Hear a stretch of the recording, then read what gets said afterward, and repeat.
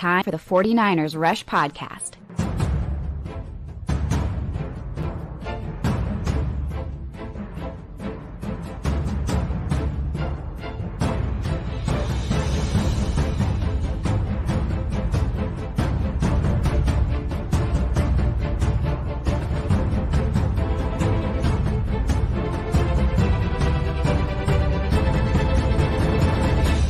And here's your host, John Chapman.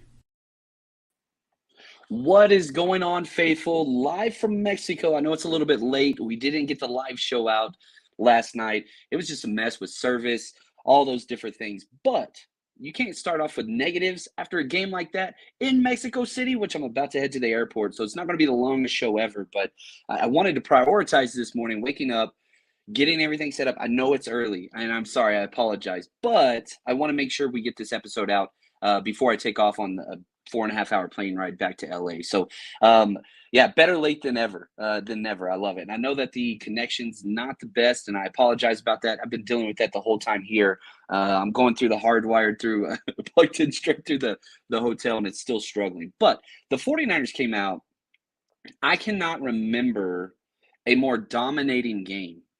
Even the Panthers game, which the score probably reflects that the most, the 49ers just completely dominated from the second quarter on. 17 points in the second quarter, 14 points in the third quarter. And by the time the fourth quarter even started, the game was over. Literally, the backups, we got to see all the, which I'm excited about the film this week because I want to spend a lot of time. We get to see Jordan Mason, right? Samuel Womack, somebody that stepped up 3 to 4 times, which I'm really, really excited about. And yeah, let's not leave this out, Steven. Jimmy Garoppolo, 4 touchdown passes, 0 interceptions. Absolutely incredible. And the crowd in Mexico City, there were several interesting or funny moments. Whenever it started, we did the United States national anthem and the Mexican national anthem. When they were doing the United States national anthem, it was interesting because, the locals didn't stand up at all. So there were very few people. Predominantly crowd was almost entirely made up of, people from Mexico, which was beautiful. And I love that because it brought a whole different spirit to the game that I've never been a part of before.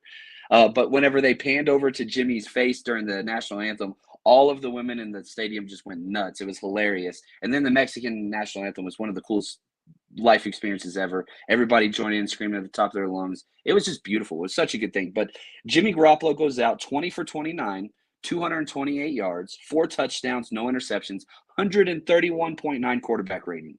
And he made some great plays. He made some amazing plays. My favorite play was whenever he scrambled to approach the line of scrimmage and then hit Kittle, just nice little soft pass up the middle. I mean, that was just perfect. And it's funny because it came on the heels of last week where he did try to scramble for the first down and just got destroyed. And so it's almost like he learned, let's not do that one again and take that hit. So he played absolutely great. And, to be honest with you, most of the criticism this year has been on Kyle Shanahan and Jimmy Garoppolo. No doubt about it. And, shout out to my buddy James. He's a hell of a coach, a big-time Niners fan. And he texted me right after the first quarter, I'm tired of hearing the Shanahan is a genius stuff, which you've seen on Twitter, you've seen everywhere else, right? Well, I really think that this was one of Kyle Shanahan's best games called ever because what have we been saying? How are you going to get all of these people involved, right? How do you get the ball moved around to everybody? He accomplished that perfectly. Elijah Mitchell, right? He didn't touch the ball really in the first half at all. And Kyle changed his entire game plan. Imagine you're the Cardinals and the 49ers are dinking and dunking and throwing out of the backfield and spread and whatever else. The whole first half. The Cardinals go into the locker room. They make all of their defensive adjustments to go back and attack that. They come out in the second half, and what happens? It's an entirely new offensive game plan. Smash mouth, 1960-style football, 2 tight ends, fullback, just Elijah Mitchell down your throat. Elijah Mitchell, 9 carries, 59 yards. He averaged 6.6 yards per carry. And, I mean, it was just awesome. So, again, back to the idea of touches, Christian McCaffrey. He got 7 touches in the run game, 7 catches in the passing game. Deebo Samuel, 3 catches, but he also had Deebo Samuel had 7 catches. Oops, it's getting weird here. Hopefully it stays true. But 3 rush attempts and probably one of the best designed plays. Smash mouth. You got like 4 first downs, rushing first downs on the drive. Then you got the Deebo, not jet sweep, more of a reverse, the way that was drawn up. It was just awesome. Kittle, can't talk more about that. He only 6 targets, but 4 catches, 84 yards, 2 touchdowns. And so you're dispersing. And Brandon Ayuk was kind of on the short end of the stick. He only had 2 catches, but damn, did he make them count? 2 catches for 2 touchdowns? That's incredible. Jawan Jennings was probably the biggest one that he had a drop that was a pretty good pass in the end zone, would have been a touchdown. We ended up scoring on that drive anyway, so it didn't matter. But they just dominated offensively, defensively. Good God. Dre freaking Greenlaw. It seemed like every 5 seconds you were hearing Dre Greenlaw, Dre Greenlaw, Dre Greenlaw. And you just saw 57 flying around everywhere. Really, I felt like there were like 2 players in the run game anyway, Charvarius Ward and Dre Greenlaw. Ward had 10 tackles, Greenlaw had 9. And Ward came to play, man. Early on, the first and second drive, DeAndre Hopkins was beating our zone. He kept finding pockets, which he's so great at. And D'Amico adjusted it and said, "Screw it, we're just gonna man up on you, and then we'll see what happens." And what happened? D Hop almost not left the game. I mean, he's incredible. That back shoulder fade he caught was just nothing you could do about that. But again, moving. You know that DeAndre Hopkins likes to always play on the left side. That's his favorite. So what do? You flip your corners. And so Charvarius Ward, who is lined up almost exclusively on the defensive left side, switched to the defensive right side so you could pair him up. And I really, really like that. And then whenever he left the game for a short amount of time, you send in Samuel Womack, and holy freaking cow, Samuel Womack is a damn baller. He was lights out, man. He went in for a series for Jimmy Ward. He went in for a series for Charvarius Ward. He got some snaps at the end, played incredible. 2 passes defense, great on special teams.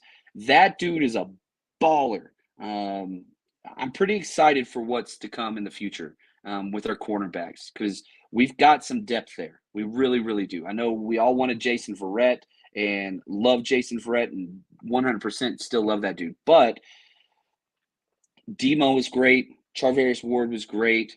Womack was great. Jimmy Ward was great. Like, you've got these 4 corner pieces that you can kind of move around and play all over the place. Yeah, and he got his first interception. Thank you, Danson. I love that. And so, this was just a game where the 49ers dominated, not start to finish, second quarter to finish. That is what happened, and that is what is incredible. And so now let's look at the kind of superlatives of where the 49ers are. First place in your division. You're now the 3 seed in the NFC, which is, I think, where they kind of belong.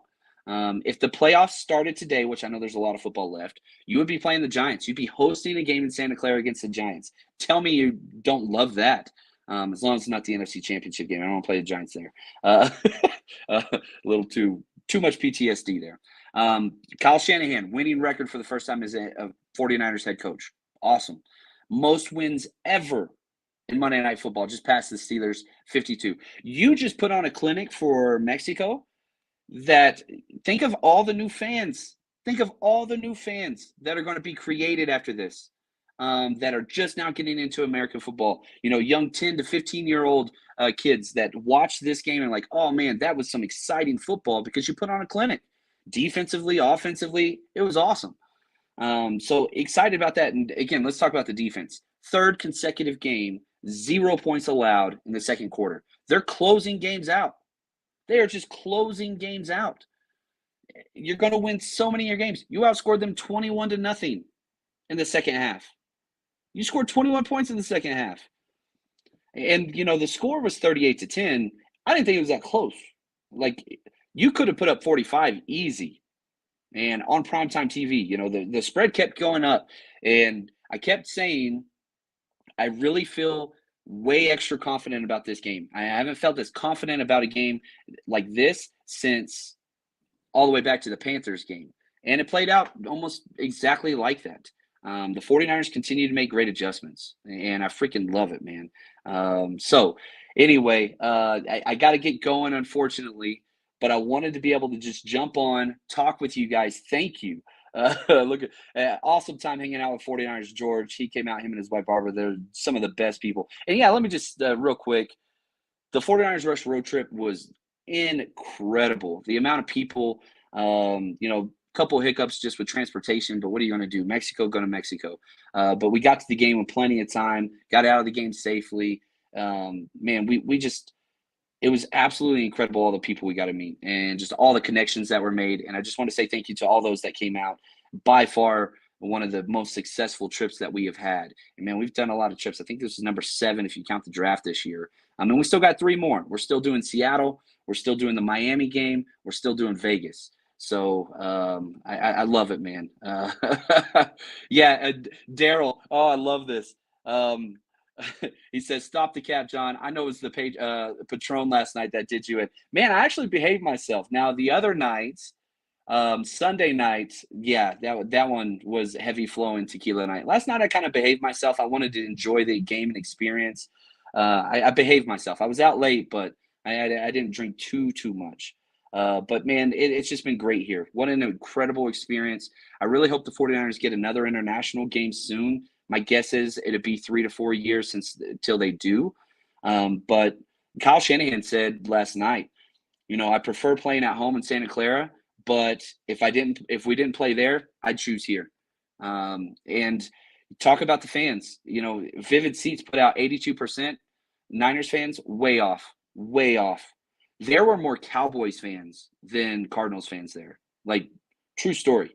There were Cardinal fans, but they were very limited because, a lot of, the people from Mexico City, they showed up with whatever their team is. So you saw, Tom Brady jerseys, you saw Steelers jerseys. I even saw a couple Jaguars jerseys, which I thought was wild. But the Cardinals fans, whatever, it was all Niners. And like walking down the streets into the stadium, all the vendors, it was all Niners stuff. And just after the game was over, we go out to eat and just all Niners people everywhere. It was awesome, man. Such by far a top 5 sporting experience that I've ever had. And I cannot recommend enough. I understand it's pricey, and it is. But the next time your team plays in a very unique location like this, Estudio Azteca, are you kidding me? That's like a top 5 venue in the world that's not going to be around much longer. You got to see that. Think of all the greats and all the stuff that's taken place in that stadium.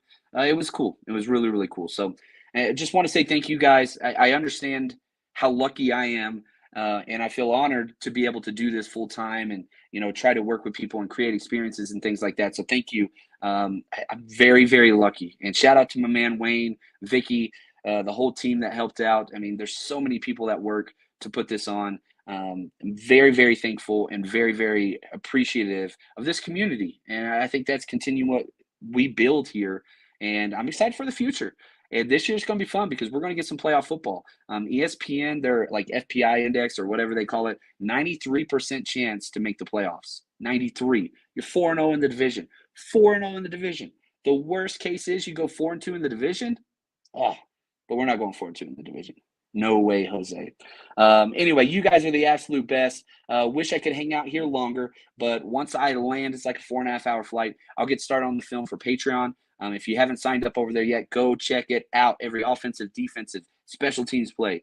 Patreon.com/49ers Rush Podcast. And with that, I am out. Next time you guys hear from me, I'll be back in the States. Appreciate you guys so much. And again, Victory Tuesday, I'll take it. And for all you guys out there, stay strong, faithful.